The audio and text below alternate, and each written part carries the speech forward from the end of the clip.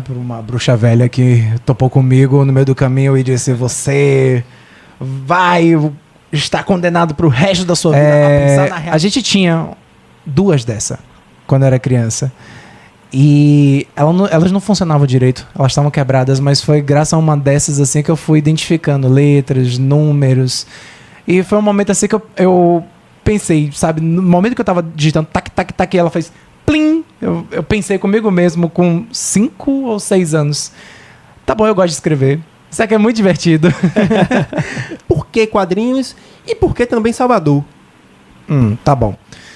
Bom, desde criança eu fui amaldiçoado, né, por uma bruxa velha que topou comigo no meio do caminho e disse: você vai estar condenado pro resto da sua vida a pensar na realidade como uma história em quadrinhos.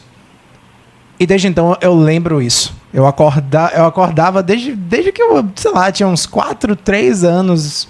Eu não tenho muitas memórias antes disso.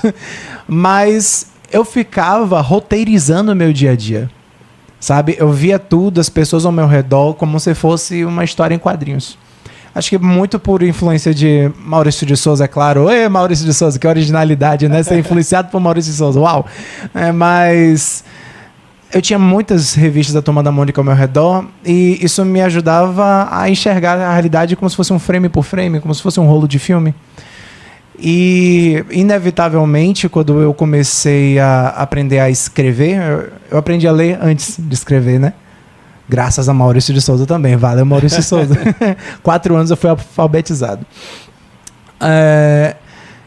Eu comecei, então, a fazer diários, né, de bordo. Eu chegava em casa, pegava umas 10 folhas A4, dobrava no meio, grampeava, e aí eu começava as aventuras de fulana e ciclano. Fulano e ciclano eram colegas meus de sala.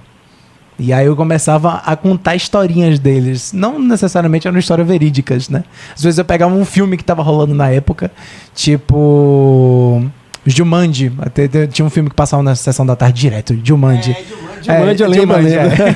E aí eu colocava a professora no lugar do Robin Williams, meus colegas no lugar das crianças do filme, e aí criava, sabe? Várias historinhas assim. Eu não sei porquê, eu não sei realmente porquê. Uma criança maluca, louca, alucinada. Mas era uma coisa assim que me trazia paz, me trazia conforto, até companhia, né? E aí, ao longo dos dias e dos anos, indo se passando, isso foi me acompanhando.